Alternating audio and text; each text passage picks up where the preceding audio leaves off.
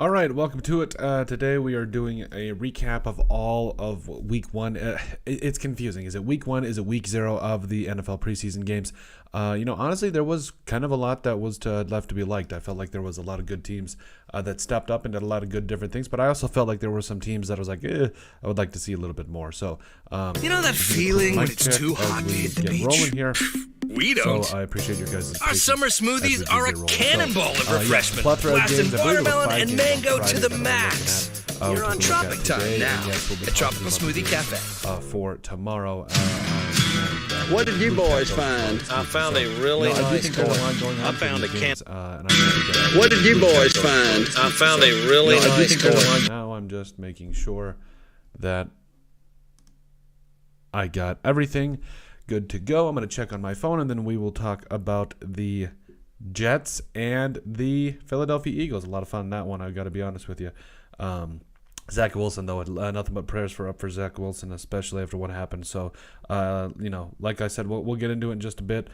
Just making sure that sounds good. Okay, so our audio sounds good. Listen to what you guys see in the comment section as well as we get rolling here, and then we'll make sure that we cover everything. So obviously, the Philadelphia Eagles and the New York Jets took each other on week one of the NFL preseason. And I got to be honest, there were a lot of things that I liked. I felt like both teams really showed their best in a lot of different regards. So, or regards, whatever you want to say in that. So, as we move forward here, there's a lot of different things that we're going to cover in terms of each of these matchups. So, hopefully I don't go too fast. So, we'll start with the Jets did beat the Eagles 24-21. There was a lot of good different things going on. This is more of the Eagles side to start with. So, Reed Sinnett did go 9 of 17 for 81 yards and a touchdown. Also, Jalen Hurts, man, that first team offense looked sharp. Man, it looked sharp. 6 of 6 for 80 yards and a touchdown, as well as Jason Huntley out here doing some things. Returning kicks, had a touchdown on the ground as well. Caught 4 passes for 39 yards. So Jason Huntley, that just goes to show that the NFL, if you're good back and you can do a lot of different things, I think you can definitely find a niche with just about any team. And then you saw Dallas Goedert, that 22-yard touchdown catch. That he's a bad man. He's a bad man representing South Dakota and South Dakota State all the way through. I liked really how the first team offense looked. I felt the defense looked even better, which we'll get into in a second. But overall, there were a lot of things to like about how things kind of meshed for the Eagles offense. And then defensively, Jordan Davis was as advertised. Man, he was a bad man. I think he was the one chasing Zach Wilson out of the pocket. Zach Wilson did suffer a knee injury. We don't know the severity of it yet.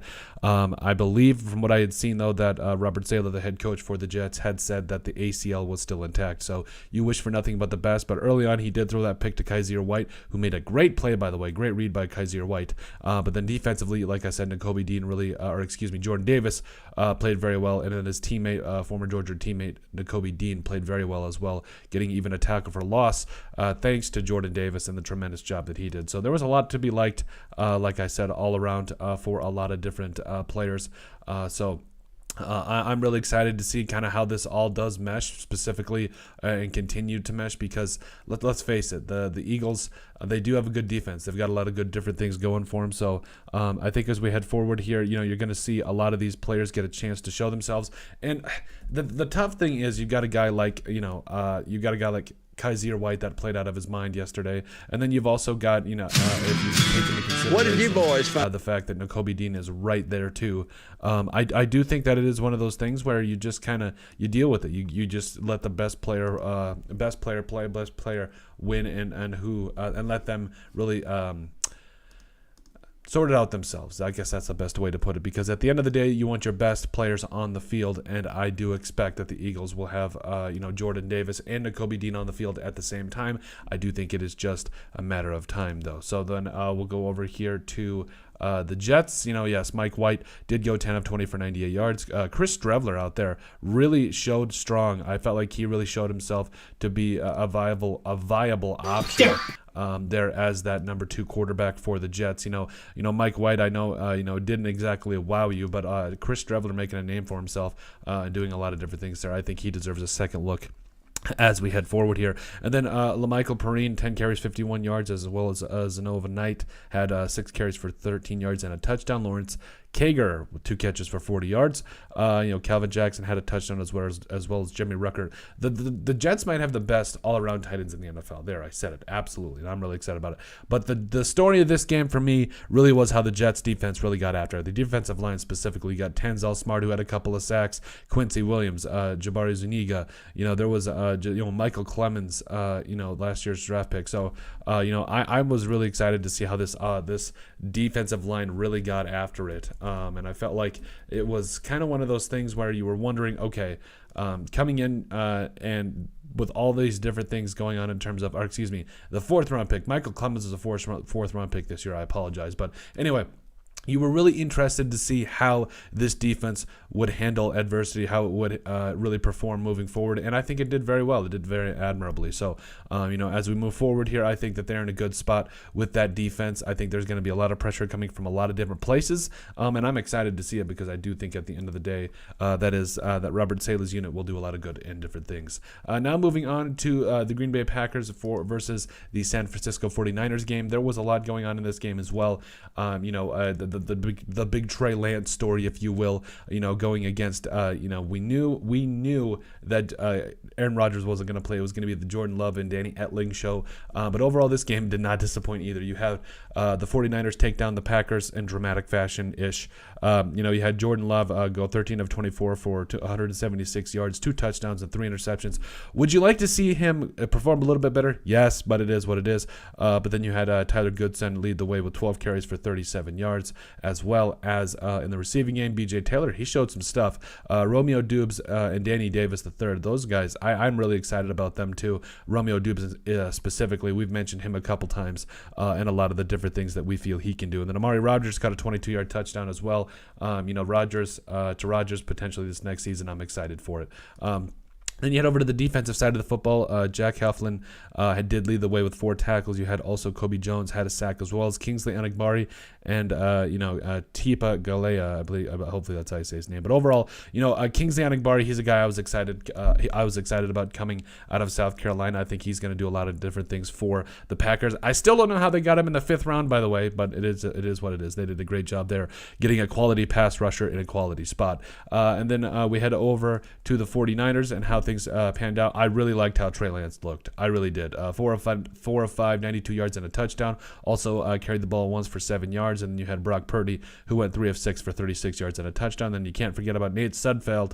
8 of 11 for 103 yards and a touchdown. Danny Gray really did show out. I felt like he could really show himself to be that number 3 wide receiver. He had 2 catches for 99 yards and a touchdown. Then Ray McLeod, 4 catches, 63 yards and a touchdown, as well as Tanner Hudson, who went 2 for 27 and a touchdown. There we go. So a lot of different offensive pieces to this. I felt like they really did a lot of good things, and I'm excited to see what the 49ers offense can do with Trey Lance. I think he's that shot in the arm that they just needed. So then defensively, Oren Burks led the way, had 8 tackles.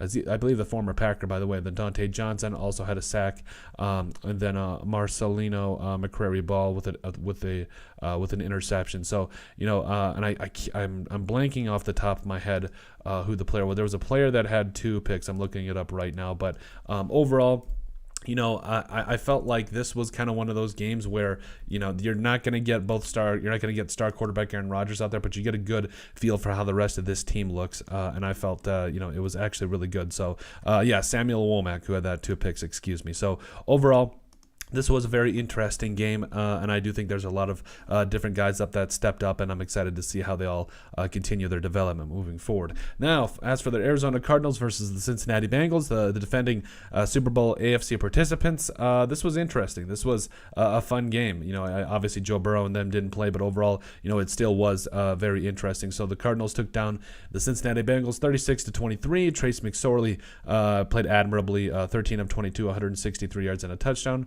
Then Jarrett Guarantano, 7 of 10 for 54 yards and a touchdown. Then you had Keontae Ingram, who's a guy I'm watching. He had 7 carries, 27 yards, and a touchdown. McSorley also showing that he can still run, by the way. He's a stud. Then Jonathan Ward, 6 carries, 15 yards, and 2 touchdowns. Then more on the Arizona Cardinals side of things. Andy Isabella had 4 catches for 57 yards. Greg Dortch, the rookie coming out this year, 4 catches, 53 yards. I'm excited to see what he does this year. So, like I said, there's going to be a lot of different things that kind of come out of these games. You're going to look at all these different things in terms of how they continue to really play off each other and do all these different things. I feel like you're really going to want to make sure that you're watching how a lot of these players develop over these next 3 games, because at the end of the day, it's one of those things where the first game really can change from the second. Like, it really does matter how things kind of change. I'm sorry, not Greg Dortch.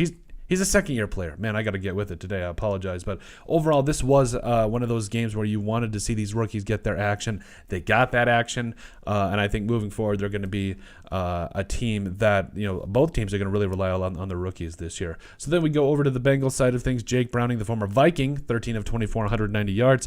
And then Drew Pitt, a great name, 6 for 6, 76 yards and a touchdown. Brendan Allen also finished 3 of 3 for 29 yards. And then you had Jaquez Patrick, who had 9 carries for 30 yards and a touchdown. Kendrick Pryor, 4 catches, 89 yards and a touchdown as well. So, a little bit of spreading the ball out here. Then Trent Taylor, like what I saw from him, 4 catches for 74 yards. So, overall, there was a lot of different things for both sides of the football for the Bengals. I felt like I really liked what I had seen.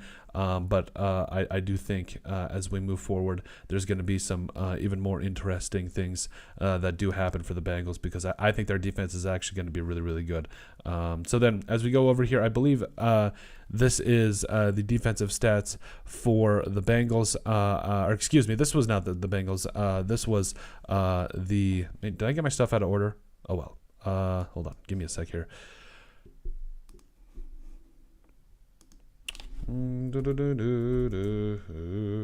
yes, this is the Cardinals. I apologize. So, yes, the Cardinals, to me, it really showed some stuff here on defense. So, Jace Whitaker had 7 tackles. Yes, Manny Jones had 5, as well as Ben Neiman had 6 total tackles. So, and then Jonathan Ledbetter, I get him confused with I believe it's is it Jeremiah Ledbetter with the Jaguars or something like that? I can't remember. It was kind of funny for me. But anyway, Victor Kiche had 2 sacks as well on the day, as well as Jesse Lamanier had a sack for the Cardinals. So, overall, you look at the defensive pressure, what you really want to see from these guys, and I think there was a lot left, that you did see from both teams that I felt like, honestly, at the end of the day, your defense and when you take this with a grain of salt, some of these, because it is, yes, first team versus first team, second team versus second team. So when you look at some of these players, you're like, okay, well, they went up against the third stringers or the first stringers, whatever it is. I think you're still happy to see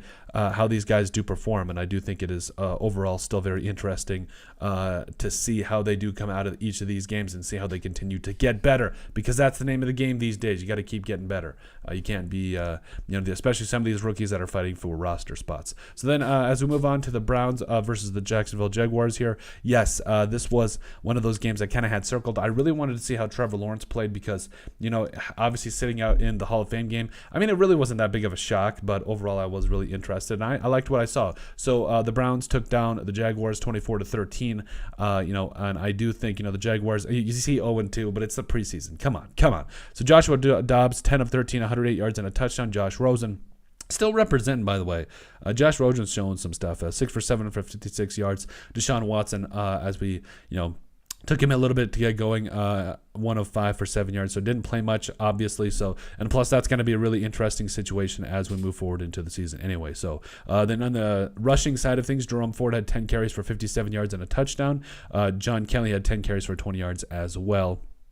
Dearness Johnson, he's a stud. I really wish I would have picked him up on fantasy, but you live and you learn. Anyway, receiving, Jerome Ford also, really showed some stuff to me. Like, where do the Browns find these running backs? Like every single year, Jerome Ford, 4 catches for 45 yards and a touchdown. Like, it's just they all played very well. So the Dalen Baldwin was another guy that I had liked. I thought he showed some stuff for the Browns. And so I'm getting over to the defensive side of the football here for the Browns. So Dakota Allen led the way. He had 8 tackles. Tommy Fields the second had 7, and then you saw Javonte Moffett had a sack as well. So Isaiah Thomas getting in there, a couple sacks. Martin Emerson, the rookie, had a pick. So he's actually been making a lot of noise in training camp. I'm really interested to see kind of what they do there, because it's not like the Browns have a shortage of good corners. So I mean, he's really making a case to really take a lot of snaps from those veterans. So I'll be really interested to see how they handle that moving forward. And then Chris Odom had a sack, as well as Isaac Rochelle,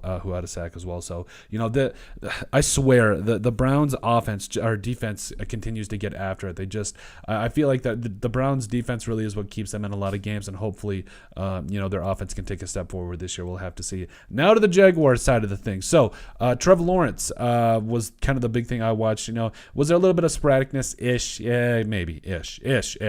Obviously they're still figuring out the offensive line. It was his first game, but there was a lot of things I liked. He went 6 of 12 for 95 yards and a touchdown. Jake Luton 12 of 21 for 92 yards and a pick. I can't believe that they cut Kyle Slaughter, by the way. That was kind of a little bit of a shock for me. But C.J. Beathard 4-7 for 34 yards and a pick. Travis Etienne, finally got to see him. I like what I saw, though. I think Travis Etienne is going to be a stud. 9 carries, 23 yards for the former Clemson product. And Zay Jones, 2 catches, 47 yards, the former Raider, coming out and doing some things, as well as Laquan Treadwell, 2 catches, 27 yards, the former Viking, representing as well. And then we go to the defensive side of things. Monteric Brown led the way with 5 total tackles. Andrew Wingard had 4 on the day as well. So, I really would like to see guys like Chad Muma step up and really show me some stuff, because I do think guys like Chad Muma and all those guys, I think that's going to be a big question moving forward. How are they going to really fit into this defense? I love Chad Muma coming out of Wyoming. I do think he's got a shot to do some special things as well. Then as we move on to the recap of the Atlanta Falcons versus the Detroit Lions, first off, Aiden Hutchinson, all of a sudden playing like there's no tomorrow, just showing that he is every bit of legit, as being that number 2 overall pick. So I'm excited for him. He, what was it, his second play from scrimmage? He got a TFL, big time stuff. I was really encouraged by it. But the overall, the talk of town really was Desmond Ridder. He led the Atlanta Falcons on a last-second touchdown-winning drive over the Lions there. I mean, it was a Hail Mary or kind of a prayer, but I don't think he's ready to start yet. I think there's still some things you got to work on. Obviously, he's a rookie, his first game, but you can't tell me there wasn't some things to like. Now, Marcus Mariota, obviously more of the solid starter there. I went 2 of 2 for 36 yards, also ran a touchdown in. He had 3 carries for 23 yards. But Desmond Ridder also showing he's got some wheels, 6 carries, 59 yards, adding to those 2 touchdowns. Drake London, I think I saw, a welcome to the NFL from Drake London. Yeah, catch for 24 yards.